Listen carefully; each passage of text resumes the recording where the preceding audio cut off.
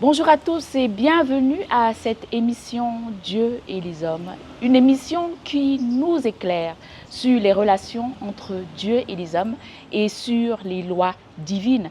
Aujourd'hui, nous allons partager tout au long de cette émission avec le Père François Daly, qui est missionnaire de la communauté de Sacré-Cœur, formateur des séminaristes, professeur en théologie au Centre Saint-Augustin de Dakar, coordinateur de l'Institut de théologie pour les laïcs.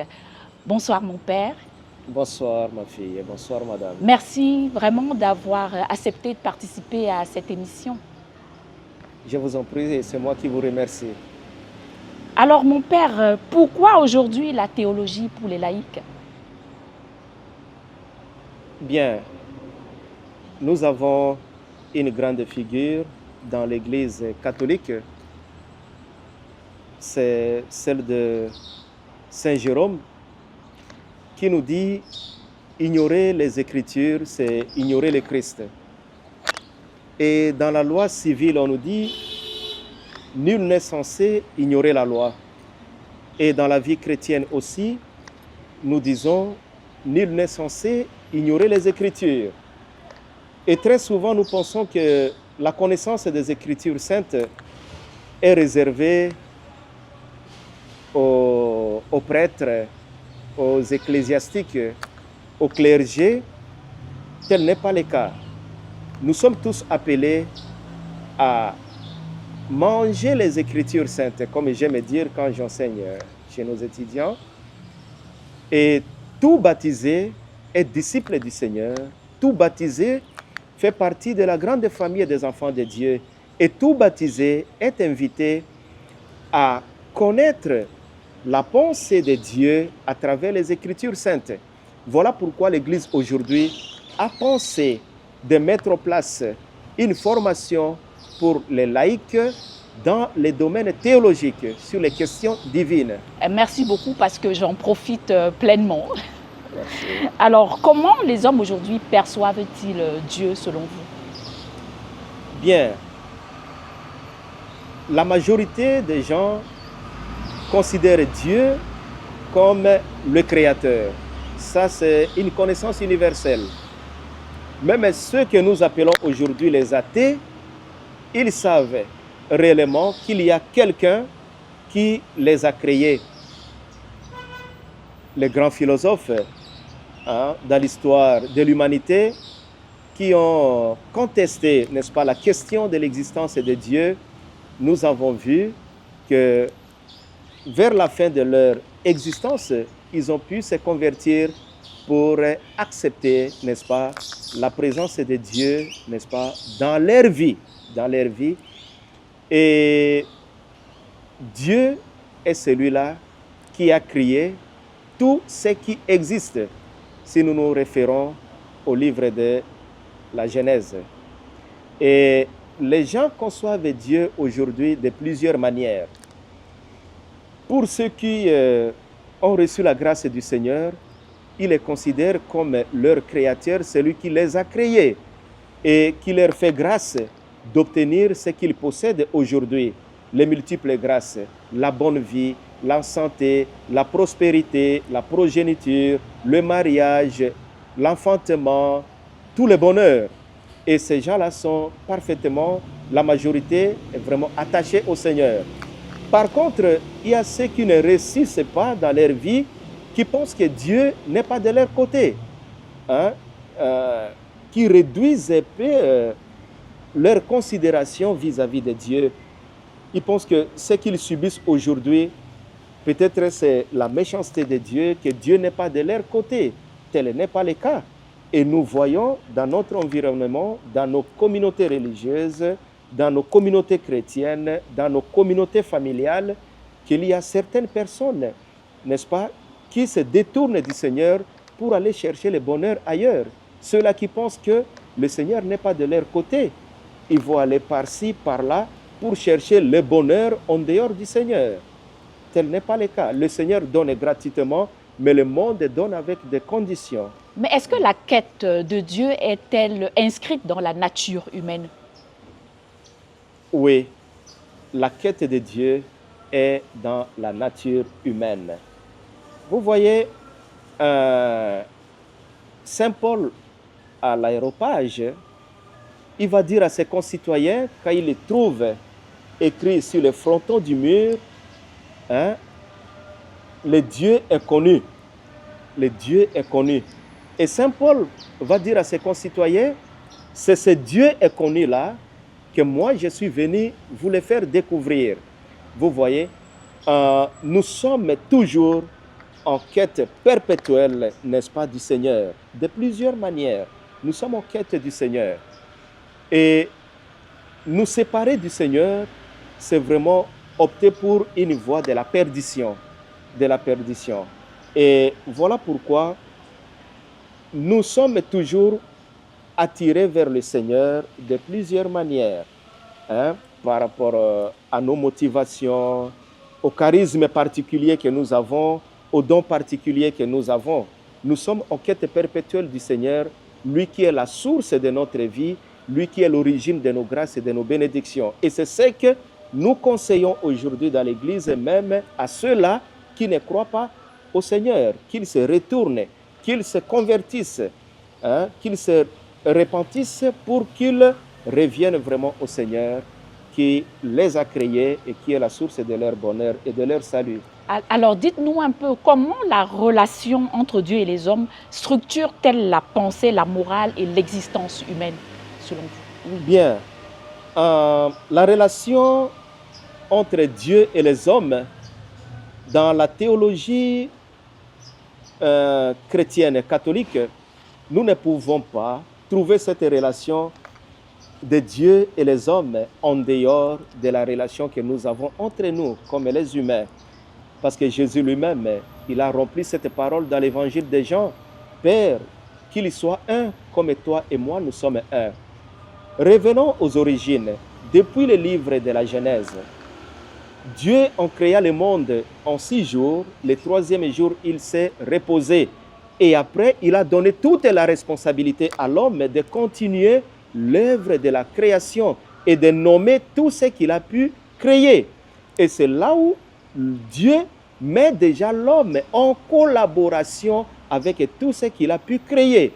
Que sa créature, qui est l'être humain, nomme, n'est-ce pas, tout ce que le Seigneur a pu créer. Ça, c'est déjà le début, n'est-ce pas, de la relation entre Dieu et l'homme. Et maintenant, l'homme doit reconnaître sa place dans son existence, dans sa relation avec Dieu, pour qu'il ne soit pas tenté, n'est-ce pas, d'égaler, n'est-ce pas, le Seigneur, ou se comparer au Seigneur pour ne pas perdre, n'est-ce pas, tout ce que le Seigneur a pu réaliser ou lui confier comme responsabilité. Hein, vous voyez, regardez, Dieu a créé l'homme, comme nous révèle le livre de la Genèse, à son image et à sa ressemblance. Ça, ce sont deux concepts très importants qui doivent profondément nous signifier ce qu'est vraiment la relation entre Dieu et l'homme. Il a créé l'homme à sa ressemblance. Tel qu'il est, ainsi il a créé l'homme. Et cet homme-là, par la dépravation des mœurs des premières créatures, notamment Adam et Ève, la mort nous est venue, le péché nous est venu, la souffrance nous est venue. Et au cours de l'histoire du salut, la Vierge Marie est venue pour nous apporter, n'est-ce pas, selon le plan de Dieu, le Messie, le Sauveur. Et voilà encore la relation à une autre dimension qui existe entre Dieu et les hommes. Dieu n'a pas voulu venir auprès des hommes de manière mystérieuse, mais il s'est fait homme comme tous les autres hommes, afin que nous puissions vraiment les considérer comme notre frère. et qu'il expérimente réellement le vécu, la vie de l'être humain, la souffrance et la joie de l'être humain pour qu'il vienne en aide, n'est-ce pas, à la créature humaine. Voilà pourquoi Jésus est venu comme tous les êtres humains viennent au monde pour nous démontrer, n'est-ce pas, la relation, l'amour qui existe entre Dieu et entre les hommes. Il s'est fait chair. Il s'est fait chair. Il a pris notre condition humaine, n'est-ce pas, à l'exception du péché. Ça, c'est pour montrer que le Seigneur est à nos côtés. Le Seigneur est avec nous. Hein? Dios con nosotros. Dieu avec nous. Il est avec nous. Il n'est pas loin de nous. Il prend part à nos joies et à nos souffrances. Parlons maintenant de la liberté humaine face à Dieu. Est-ce que l'homme est-il libre face à la volonté divine? Dites-moi. Bien, l'homme est libre. Dieu a créé l'homme libre. Ce que nous appelons aujourd'hui la foi. La foi, c'est avoir confiance à quelque chose ou en quelque chose. Et la foi que nous avons, c'est un héritage. Nous avons hérité notre foi de l'expérience apostolique, hein, l'expérience divine que les apôtres ont faite, hein, à côté de Jésus, avec Dieu.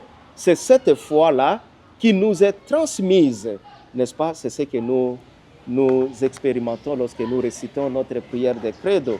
Tu vois? Alors Dieu nous a créés libres. Et Jésus le dit, voilà, vous vous retrouvez aujourd'hui, hein, entre deux chemins. Il y a le chemin de la vie, il y a le chemin de la mort. Et nous avons la totale liberté, n'est-ce pas, de faire un choix de vie, de prendre une option. Hein? Vous voyez, prenez l'exemple, n'est-ce pas, du jeune homme riche, n'est-ce pas, qui vient rencontrer le Seigneur pour solliciter, n'est-ce pas, ça secouer la Christ, la suite du Christ.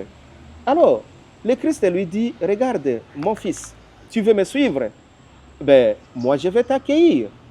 Mais à l'état où tu te retrouves aujourd'hui, j'aimerais que tu prennes un peu ma forme. C'est-à-dire, va. Tu vends tout ce que tu possèdes. Donne ça aux pauvres, après tu reviens. Et le jeune homme s'est vu vraiment devant un cul-de-sac. Il ne pouvait pas, n'est-ce pas, renoncer à toutes ses richesses. Alors, il a fait un choix. Il a opté pour une orientation. Il n'a pas voulu suivre le Seigneur. Dans sa liberté, il est parti. Et le Seigneur ne l'a pas condamné. Il a fait son choix.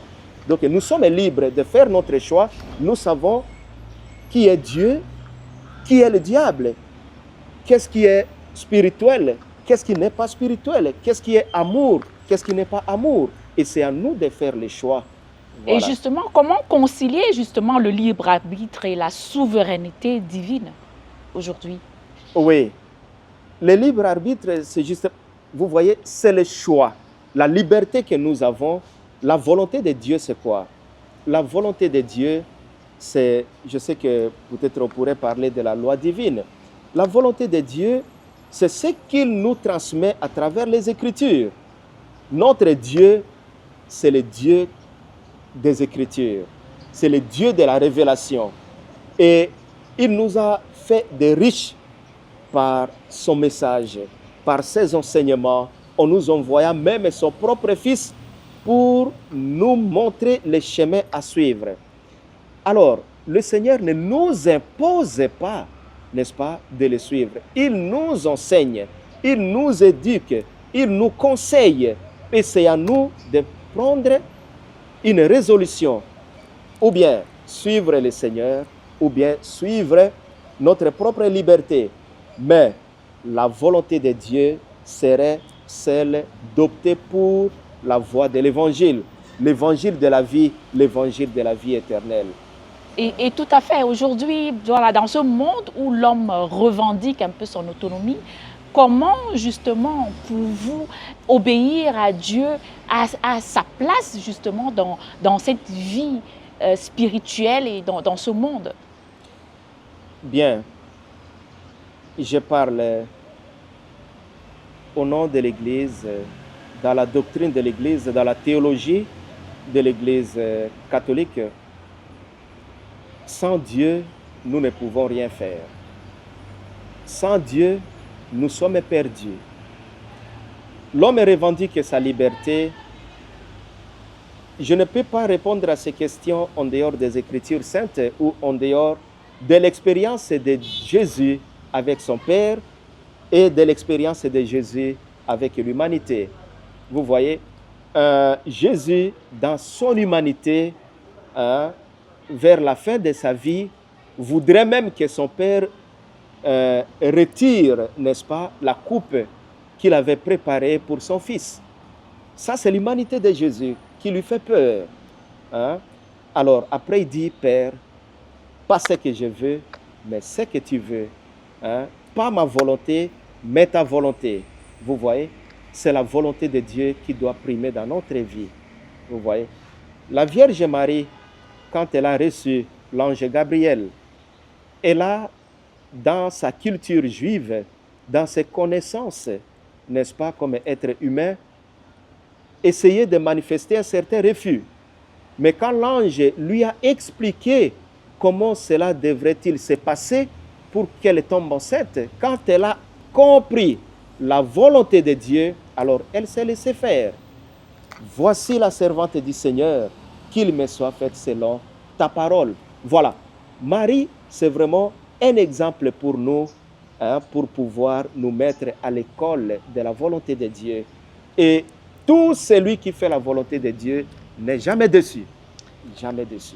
Mais aujourd'hui, on vit aussi dans un monde de souffrance, de mal, d'injustice. Est-ce que vraiment la souffrance permanente de l'homme est la volonté divine? Dieu n'a pas créé l'homme pour souffrir. Non.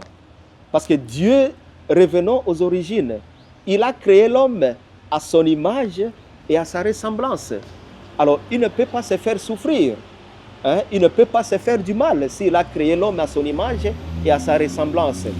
La souffrance, c'est vraiment, si nous revenons à nos ancêtres, c'est un choix humain. Des fois, c'est un choix humain. C'est Ève qui a voulu, le Seigneur leur a dit, non, faites ceci et ne faites pas cela. Ils avaient la totale liberté, mais Ève est partie opter pour la voie de la souffrance, la voie de la désobéissance et la voie de la mort.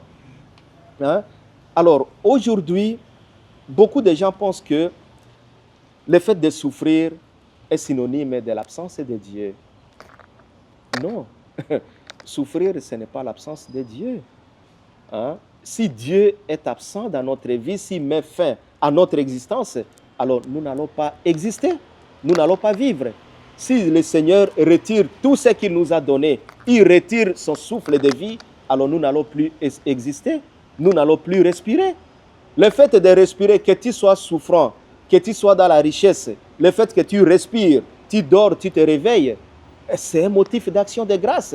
La respiration, c'est la preuve, n'est-ce pas, évangélique de la présence de Dieu dans ta vie, que tu sois dans la souffrance, que tu sois dans l'opulence. Job qui était dans la souffrance, prenons l'exemple de Job. Job était un homme riche, mais qui a tout perdu, qui a fait l'expérience du manque, l'expérience de la pauvreté. Mais Dieu n'a jamais été absent dans la vie de Job. Et lorsque Job a manifesté totalement son attachement au Seigneur, sa fidélité au Seigneur, alors vers la fin, n'est-ce pas, de sa résistance, nous connaissons ce que nous dit la parole de Dieu, que Job a pu, n'est-ce pas, bénéficier au centuple ce qu'il avait, n'est-ce pas, avant qu'il ne fasse cette expérience. Dans la souffrance, le Seigneur est avec nous. Prenons l'exemple, n'est-ce pas, de la multiplication des pains. Les apôtres se retrouvaient dans une situation difficile à résoudre. Ils étaient dans la souffrance. Ils ne pouvaient pas nourrir toute cette foule-là. La foule était vraiment affamée. Et les foules étaient affamées. Eux-mêmes, les disciples, étaient fatigués. Même Jésus était fatigué. Ils étaient dans le manque. Ils étaient dans la pauvreté matérielle. Mais la grâce du Seigneur s'est réalisée surabondante, n'est-ce pas, dans la souffrance de l'homme. Le Seigneur est toujours avec nous. Il est même dans la souffrance, nous faisons l'expérience du bon Dieu. Vous voyez, tout ce que Jésus a aidé, hein, a guéri, n'est-ce pas, dans son expérience de vie, dans son apostolat, c'était des gens qui souffraient. Ils ont fait l'expérience de la souffrance. Mais lorsqu'ils ont fait la rencontre avec le Seigneur, leur vie était transformée. Hein? Ils étaient guéris. Ceux qui étaient des estropiés, ils avaient retrouvé leurs pieds. Les aveugles ont vu. Les boiteux ont sauté comme des cerfs. Voilà. Dans l'expérience de la souffrance, le Seigneur est toujours avec nous.